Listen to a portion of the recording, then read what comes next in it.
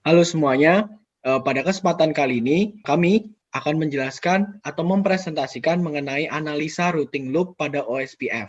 Nah, sebelum dari itu, mohon memperkenalkan diri kami terlebih dahulu. Pertama-tama, nama saya Vincentius Sutanto dan teman-teman Saya Julio Rivaldo. Dan saya Putri Aurelia.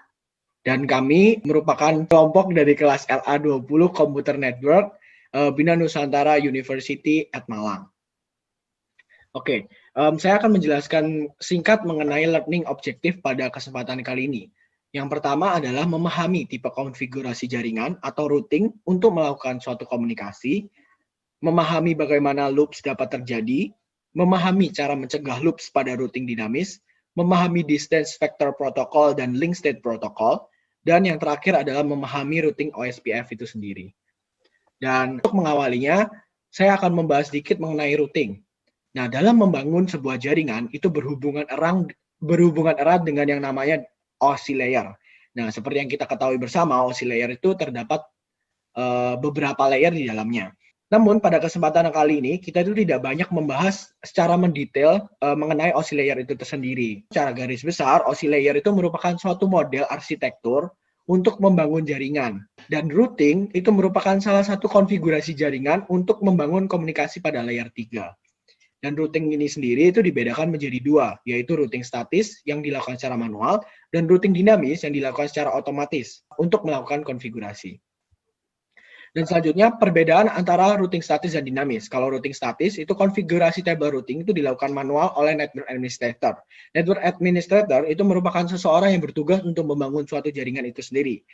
Sedangkan di routing dinamis, konfigurasi table routing itu dilakukan secara otomatis dan periodik.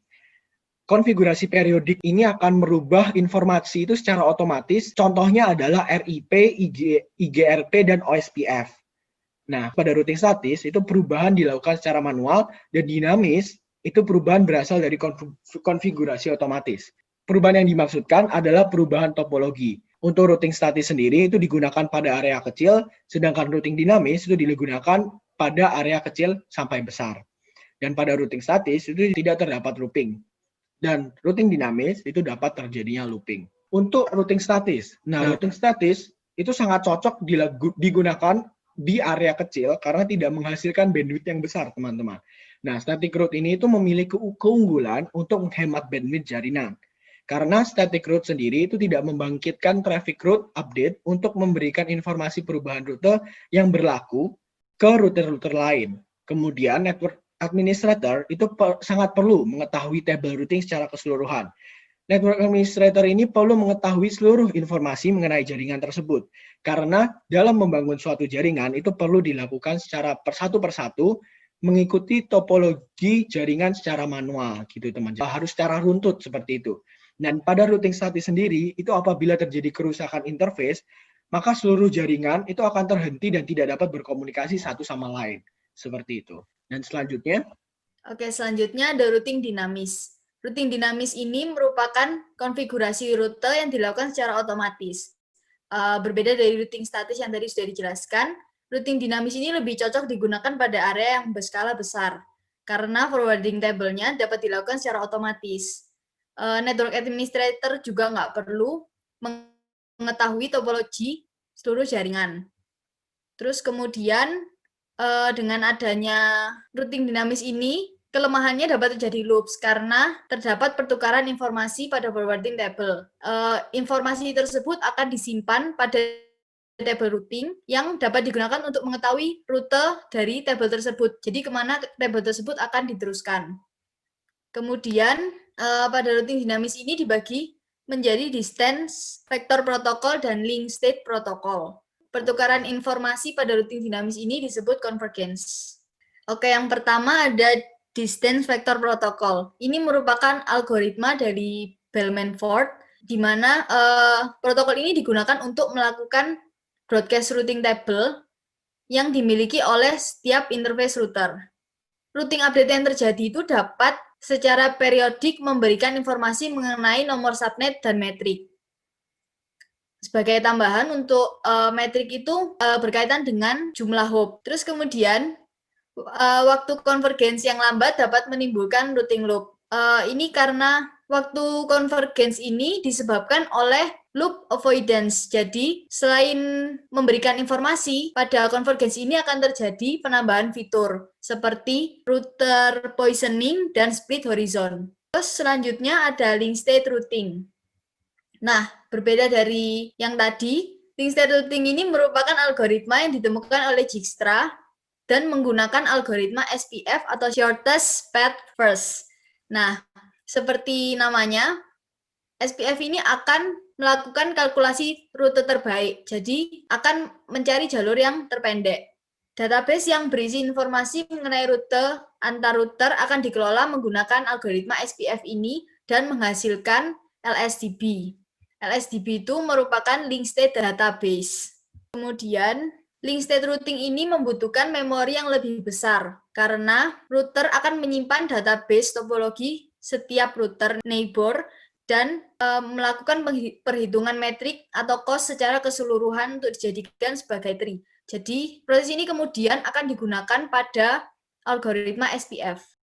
Kemudian, setelah kita mengerti mengenai Distant Vector Protocol dan Link State Protocol, seringkali kita mendengarkan atau menemukan yang namanya routing loops. Sebagai pengawalan, akan saya jelaskan apa sih routing loops itu. Routing loops itu suatu kejadian di mana paket yang akan dikirimkan melalui router yang sama secara berulang-ulang kali. Yang pertama, konfigurasi pada routing dinamis dilakukan dengan cara melakukan pertukaran informasi. Seperti yang dijelaskan, informasi itu didapatkan dari konfigurasi rute. Yang kedua, informasi tersebut berkaitan dengan alamat IP. Nah, mengapa kita menggunakan alamat IP? Itu dikarenakan komunikasi pada jaringan ini berlangsung pada layer ketiga atau pada perangkat router. Oleh karena itu, informasi yang digunakan adalah informasi IP address. Poin ketiga, jika terdapat perubahan topologi pada saat melakukan convergence, maka akan mengakibatkan pertukaran informasi yang tidak valid. Maksudnya bagaimana sih? Jadi, ketika kita melakukan perubahan topologi, misal pada topologi yang pertama kita menghapuskan router tersebut, kemudian router kedua kita menggantikan. Nah, sebelum router tersebut mengirimkan informasi bahwa alamat IP tersebut sudah hilang, sebelum kita menyampaikan, sudah ditambahi dulu, sudah tertempuk. Nah, akhirnya menimbulkan informasi yang tidak valid seperti itu, kurang lebihnya ya.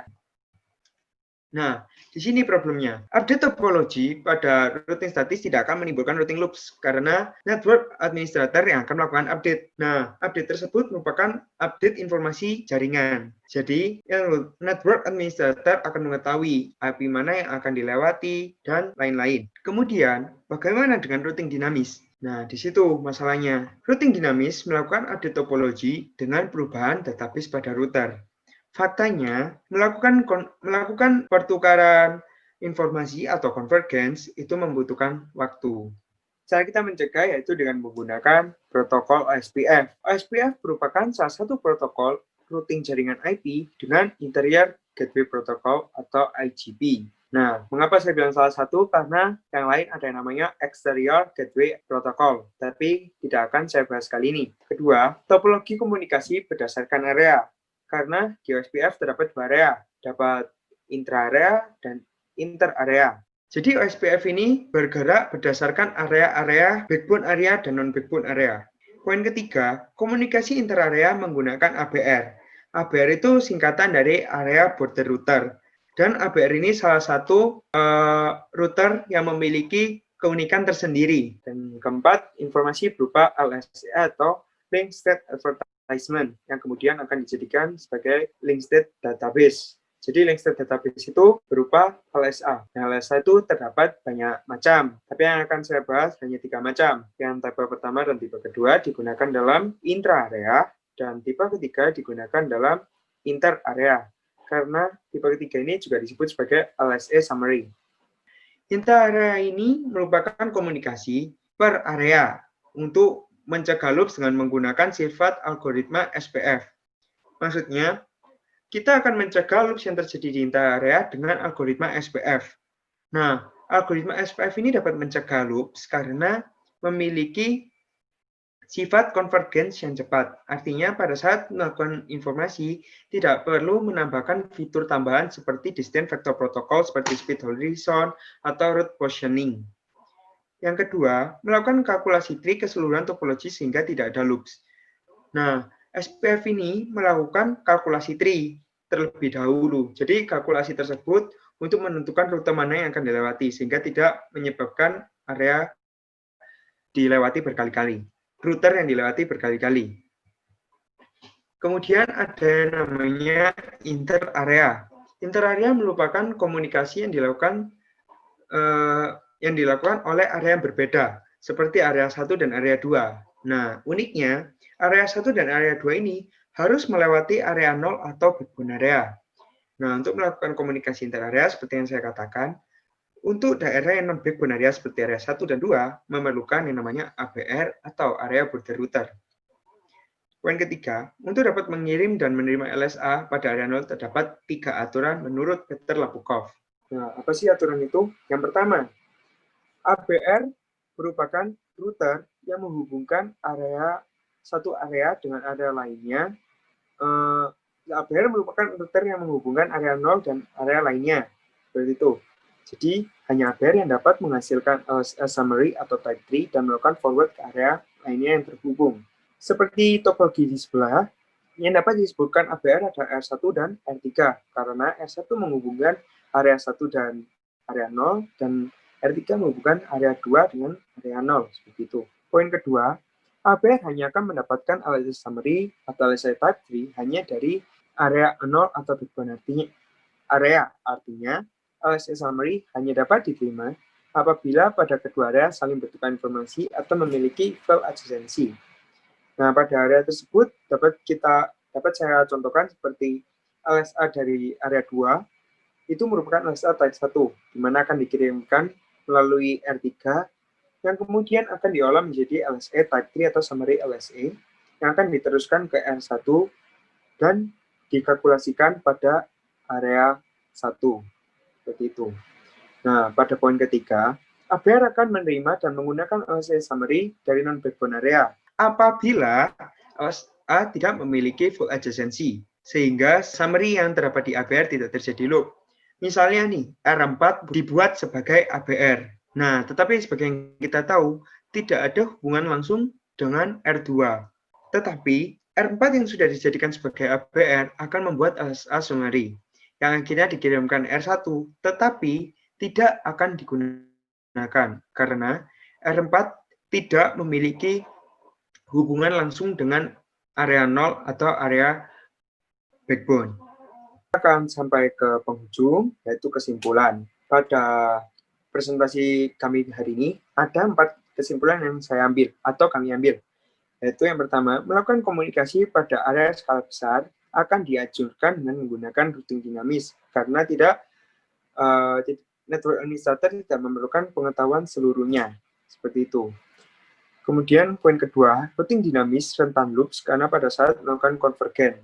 Mengapa? Karena melakukan konvergen membutuhkan waktu, seperti di distant vector protocol, dan membutuhkan fitur tambahan agar tidak terjadi loop, seperti itu.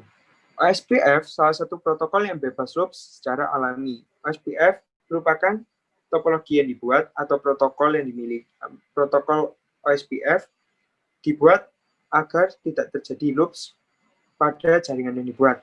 Poin keempat, SPF menggunakan ABR untuk melakukan komunikasi interarea.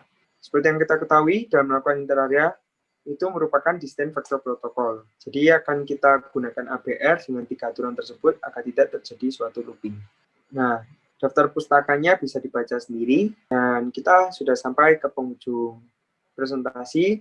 Terima kasih atas perhatian kalian semua. Semoga presentasi ini dapat menambah wawasan. Maaf bila ada kesalahan informasi atau perkataan dari kami karena kekurangan pengetahuan kami pada penelitian kami kali ini. Terima kasih.